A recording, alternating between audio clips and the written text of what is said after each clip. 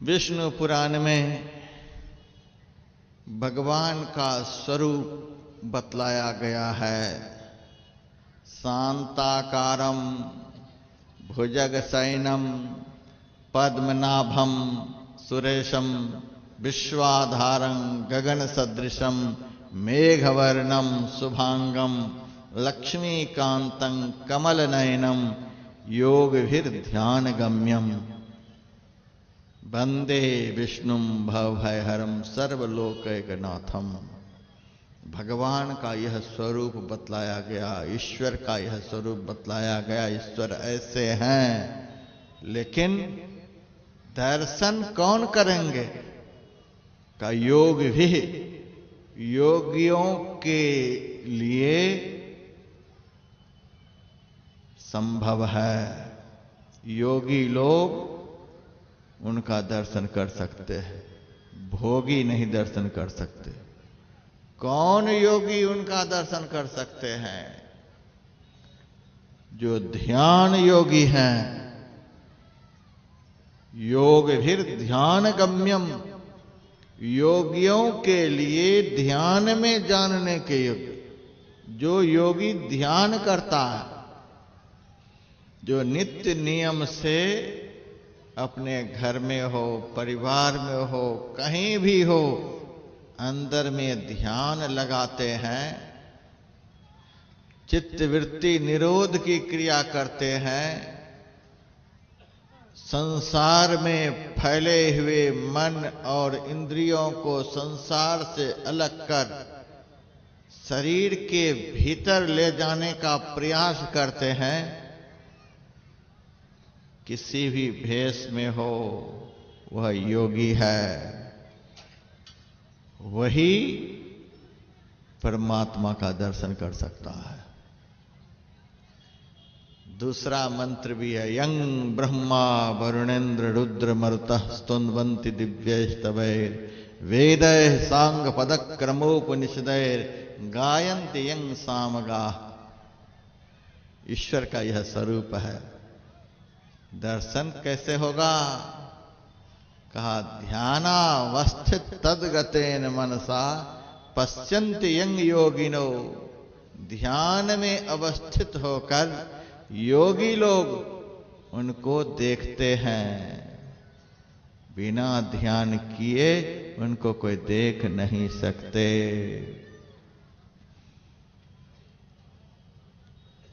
संत मत का ज्ञान शास्त्र सम्मत ज्ञान है, इसीलिए शास्त्र प्रमाण मैं थोड़ा सा दे रहा हूं, फिर ध्यान की विधि बतलाऊंगा। श्वेताश्वतरोपनिषद में भी मंत्र आया, स्वदेह मरणिं कृत्वा प्रणव चोत्तरारणिम ध्यान निर्मथनाभ्यासात् देव पश्यन् निगूढ़वत्। अपना शरीर को नीचे की अरणी बनाओ। अरणी कहते हैं उस काष्ठ को, उस लकड़ी को जिसके द्वारा अग्नि को प्रकट किया जाता है। दो लकड़ियों को आपस में एक ही जगह पर रगड़ रगड़ कर उस अग्नि को प्रकट करके यज्ञ आरंभ करते हैं। अपना शरीर को नीचे की अरणी बनाओ, ओंकार को ऊपर की अरणी बनाओ और ध्यान रूपी रगड़ के द्वारा, ध्यान रूपी मंथन के द्वारा दोनों को आपस में रगड़ रगड़ कर सब में व्यापक जो ब्रह्म है उनको प्रकट कर लो। ध्यान निर्मथनाभ्यासात् देव पश्यन् निगूढ़वत्। अत्यंत निगूढ़तम परमात्मा जो हैं, आसानी से नहीं देखने के योग्य जो परमात्मा है, उनको प्राप्त कर लो।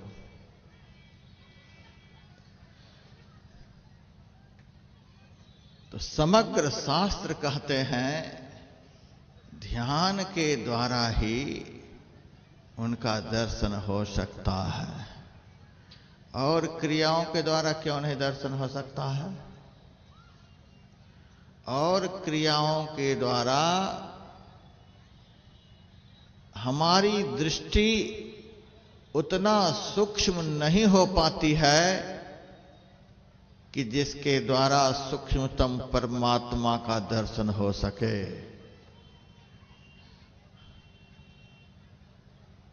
धर्म ग्रंथ कहता है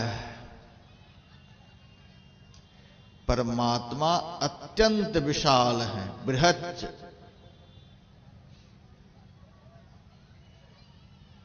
सारी सृष्टि परमात्मा में ही समाई हुई है, इतना वे विशाल है। फिर कहा परमात्मा दिव्य हैं, अलौकिक हैं। इस संसार में जितने पदार्थ हैं सबसे वे भिन्न पदार्थ हैं, अचिंत्य, किसी भी इंद्रियों के चिंतन में आने के योग्य नहीं है। सूक्ष्माच तत्सूक्ष्म, वह सूक्ष्म से भी अति सूक्ष्म है और दूर से भी दूर है, नजदीक से भी नजदीक है। तो उपनिषदकार कहते हैं ऐसे परमात्मा को यदि देखना चाहते हो, पश्यत्स्व हैवा निहितम गुहायाम, इस शरीर के भीतर प्रवेश कर जाओ। इस शरीर के भीतर एक बहुत सूक्ष्म गुफा बनी हुई है, कंदरा बनी हुई है। उस कंदरा में प्रवेश कर जाओ और देखो वे कैसे है। बाहर में कहीं भी चले जाओगे दर्शन नहीं होगा, क्योंकि जो दर्शन करेगा वह भी इस शरीर के भीतर में ही, जिनका दर्शन करेगा वह सब जगह होते हुए इस शरीर के भीतर में ही है। तो दर्शन कहाँ होगा? दर्शन करने वाला भी शरीर के भीतर में ही, जिनका दर्शन करेगा वह भी इसके भीतर में ही। तो दर्शन होगा कहाँ? इस शरीर के भीतर में ही दर्शन होगा। लेकिन भीतर तो 3.5 हाथ का दिखलाई देता है, 3.5 हाथ के भीतर कहाँ दर्शन होगा? गुहायाम, गुफा के अंदर। उसी गुफा का नाम है भंवर गुफा, उसी गुफा का नाम है ब्रह्मरंध्र, उसी गुफा का नाम है 10वां द्वार, उसी गुफा का नाम है तीसरा तेल, उसी गुफा का नाम है शिव नेत्र, उसी गुफा का नाम है तीसरा तिल, उसी गुफा का नाम है सुषुम्ना मार्ग। जब उसमें प्रवेश करेंगे तब शरीर का आवरण छूट जाएगा, विषयों का बाजार छूट जाएगा, विषयों का आकर्षण छूट जाएगा, इंद्रियों का संग छूट जाएगा। ये सारे आफत जब छूट जाएंगे तब आपकी सूरत अंदर का रास्ता पकड़ लेगी, जिस रास्ते पर चलकर ब्रह्म का साक्षात्कार होता है। इसीलिए कहा निहितम गुहायाम, इस शरीर रूपी गुफा में प्रवेश करना पड़ेगा। परमात्मा को बहुत सूक्ष्म बतलाया गया है। सूक्ष्म पदार्थ को कैसे देखा जाता है? एक पहाड़ है, उसको आप आसानी से देख लेते हैं। एक पेड़ है, उसको आप आसानी से देख लेते हैं। यहाँ पर एक चित्र रखा हुआ है, आसानी से आप लोग देख लेते हैं। यदि इस मंच पर एक राई का दाना रख दिया जाए तो कैसे आप देखेंगे? बहुत दृष्टि को एकाग्र करके देख पाएंगे। जैसे आप इस विशाल चित्र को आसानी से देख लेते हैं, वैसे ही एक राई के दाना को नहीं देख सकते। राई के दाना को देखने के लिए दृष्टि को सूक्ष्म बनाया जाता है। बड़ी चीज को देखने के लिए फैली हुई दृष्टि होती है और छोटी चीज को देखने के लिए सूक्ष्म दृष्टि होती है। जब शास्त्र कहता है कि सबसे सूक्ष्म परमात्मा है, तो हमारी दृष्टि कैसी होनी चाहिए? हमारी दृष्टि भी बहुत सूक्ष्म होनी चाहिए। हमारे गुरुदेव कभी कभी समझाया करते थे कि एक बड़ी घड़ी होती है और एक छोटी घड़ी होती है। दोनों घड़ी को खोलने के लिए, लगाने के लिए औजार होते हैं, लेकिन बड़ी घड़ी को खोलने के लिए बड़ा बड़ा औजार होता है। छोटी घड़ी को खोलने और लगाने के लिए छोटा छोटा औजार होता है। यदि कोई चाहे कि दोनों तो घड़ी ही है, तो छोटी घड़ी के औजार से बड़ी घड़ी के कलपुर्जे को हम खोल लेते हैं, लगा लेते हैं, तो ऐसा हो सकेगा? दोनों तो घड़ी ही है, तो बड़ी घड़ी के कलपुर्जे से, औजार से हम छोटी घड़ी को खोल लेंगे, लगा लेंगे? यह संभव है? नहीं है। छोटी घड़ी को खोलने लगाने के लिए औजार भी छोटे छोटे होते हैं। बड़ी घड़ी के कलपुर्जे को खोलने और लगाने के लिए औजार भी बड़े बड़े होते हैं। उसी तरह से यह संसार जो है, यह स्थूल है। स्थूल संसार को देखने के लिए, स्थूल संसार को पकड़ने के लिए ईश्वर परमात्मा ने इंद्रियों को बनाया है। इंद्रियों के द्वारा संसार का ग्रहण होता है। संसार विशाल है, अत्यंत स्थूल है। स्थूल संसार को ग्रहण करने के लिए, पकड़ने के लिए, जानने के लिए ईश्वर ने इंद्रियों को बनाया है।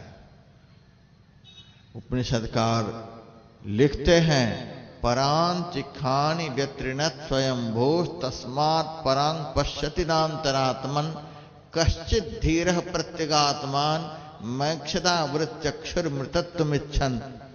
स्वयंभू परमात्मा ने सभी इंद्रियों को बहिर्मुखी बनाया है।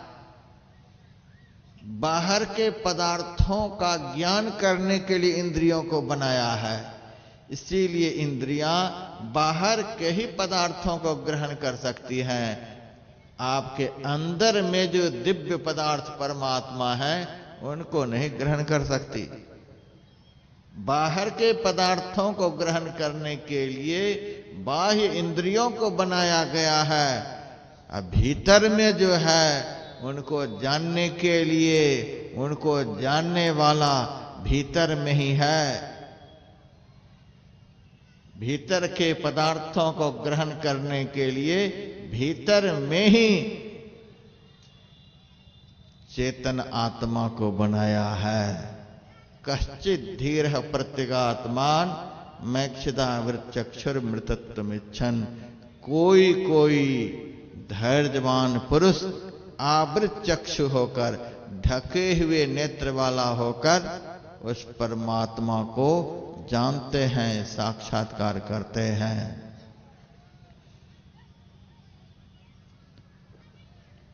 फिर गुरु महाराज कहते थे, एक गाय है, वह दूध देती है। उस गाय के संपूर्ण अंग में दूध भरा हुआ है, लेकिन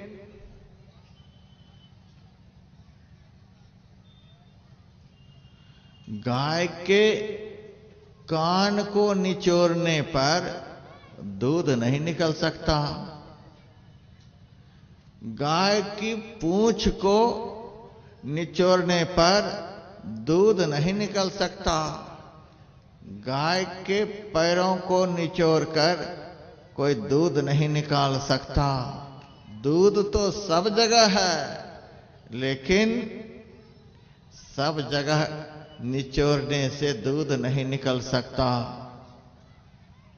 एक ही स्थान गाय के पास है जिसको स्तन कहते हैं, वहीं से दूध निकलता है। लेकिन उस स्तन में यदि कोई जोंक को लगा दे तो जोंक को दूध मिल जाएगा। जोंक उस स्तन का खून चूसेगी, दूध नहीं चूस सकती है। दूध कौन प्राप्त करेगा? दूध प्राप्त करेगा उसी गाय का बछड़ा। जब गोपालक बछड़ा के मुंह को स्तन में लगा देता है, वह बछड़ा धीरे धीरे दूध को चूसता है, दूध को निकाल पाता है, दूसरा नहीं निकाल सकता। उसी तरह से परमात्मा सब जगह है, सबके अंदर बाहर है, लेकिन इंद्रियों के द्वारा परमात्मा का ग्रहण नहीं हो सकता। इंद्रियां तो विषय रूपी खून को ही ग्रहण कर सकती है, परमात्मा रूपी दूध को नहीं ग्रहण कर सकती है। परमात्मा रूपी दूध को ग्रहण करने के लिए परमात्मा का अभिन्नतम अंश जो जीवात्मा रूपी बच्चा है, उसी से संभव है। जीवात्मा रूपी बच्चा ही परमात्मा रूपी दूध को ग्रहण कर सकता। हम तीर्थों में जाते हैं, धामों में जाते हैं, मंदिरों में जाते हैं, किसके द्वारा दर्शन करते हैं? इंद्रियों के द्वारा। इंद्रियों के द्वारा विषय का ग्रहण हो सकता है, निर्विषय तत्व परमात्मा का ग्रहण नहीं हो सकता है। यदि आप कहेंगे हम जाकर दर्शन कर लिए, तो दर्शन का फल भी तो होना चाहिए। शास्त्र समाज को अंधा नहीं बनाता है। शास्त्र को आदमी समझ नहीं पाता है, इसीलिए अंधा बनकर दुनिया में घूम रहा है। शास्त्र को समझाने वाला सही सही नहीं मिला है, इसीलिए दुनिया मूर्ख बने संसार में फिर रहा है। शास्त्र ने कसौटी दी है, परमात्मा का दर्शन होने पर कैसा होता है। भिद्यते हृदय ग्रंथि, छिद्यन्ते सर्व संशया, क्षीयन्ते चास कर्माणि, तस्मिन् दृष्टे परावरे। उस परे से परे परमात्मा का जब दर्शन हो जाता है, उसका फल क्या होता है? परमात्मा का दर्शन होने पर क्या होता है? विद्यते हृदय ग्रंथि, हृदय की ग्रंथि खुल जाती है। हृदय की ग्रंथि क्या है? अज्ञान हृदय ग्रंथि नाशो मोक्ष इति स्मृति ही। अज्ञान ही हृदय की ग्रंथि है, अज्ञानता खत्म हो जाती है। अज्ञानता खत्म हो गई, इसका क्या मतलब हुआ? अपने को नहीं जानना यही अज्ञान है। अपना परमात्मा को नहीं जानना यही अज्ञान है। आत्मा और परमात्मा को छोड़कर संसार ज्ञान में ही लिप्त होकर के रहना यही अज्ञान है। संसार के ज्ञान को ज्ञान नहीं कहा गया है। ज्ञान मान जह एकौ नाही, देख ब्रह्म समान सब माही। जो सृष्टि के कण कण में विराजमान परमात्मा को जानता है, उस जानकार को ज्ञानी कहा गया है।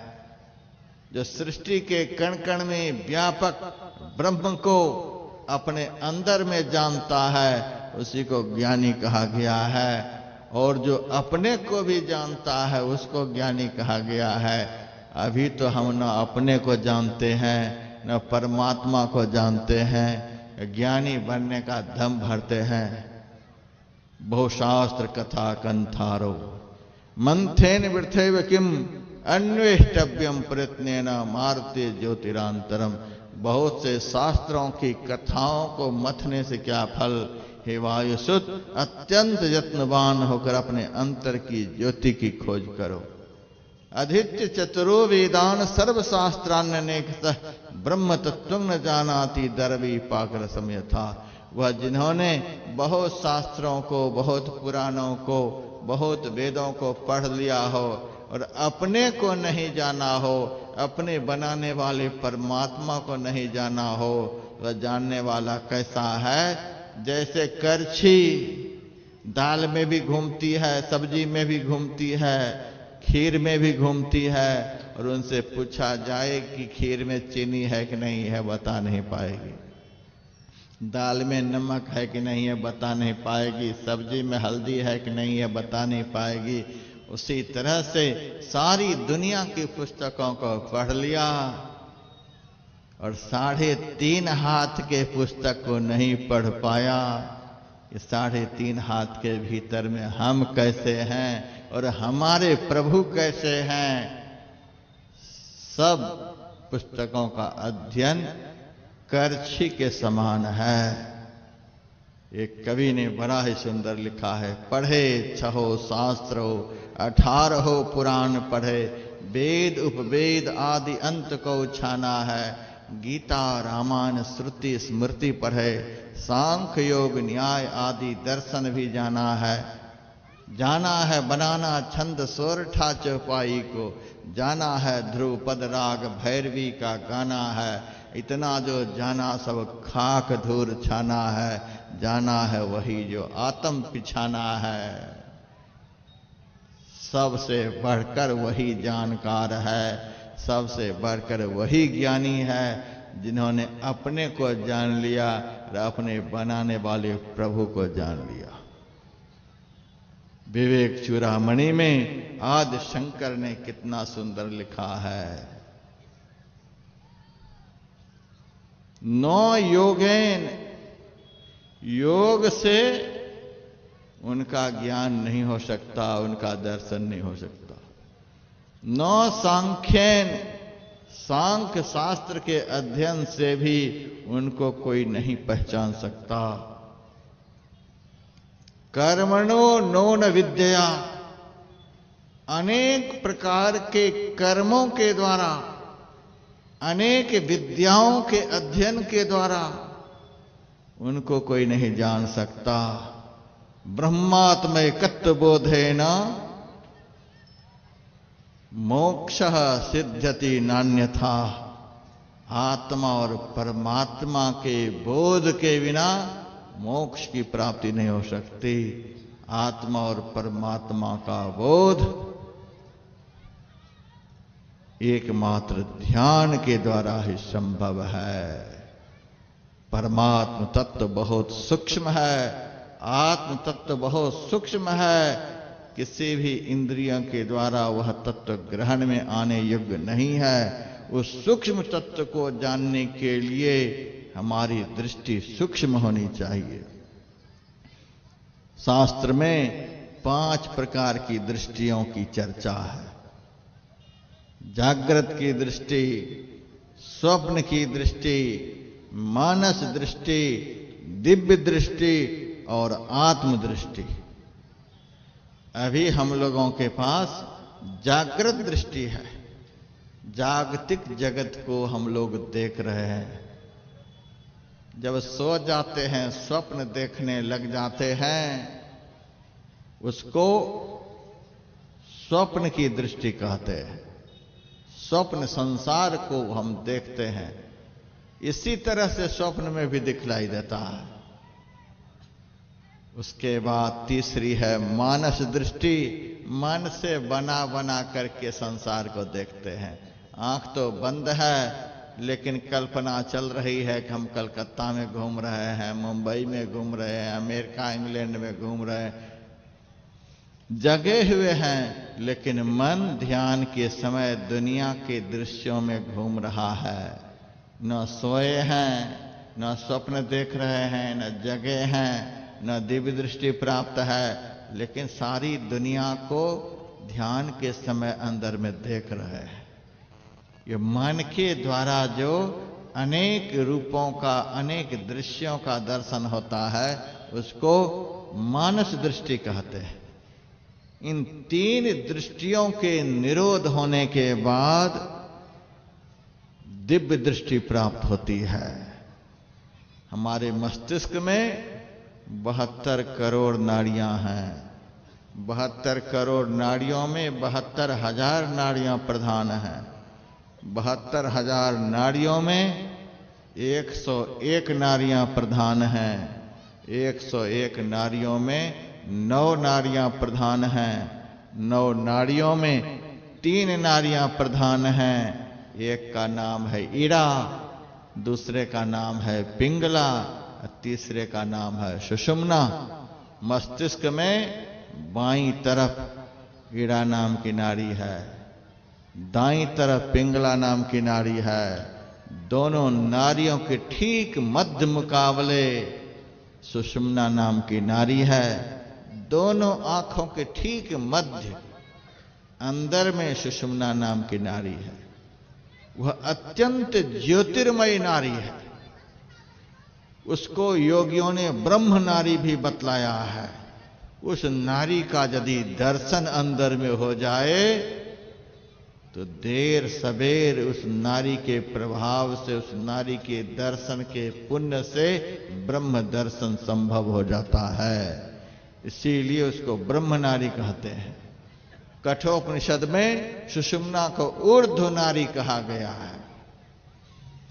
जितनी भी नाड़ियां हमारी देह में है, सभी नाड़ियों का संबंध शरीर के किसी न किसी एक एक अंग से है। और सुषुम्ना नाम की जो नाड़ी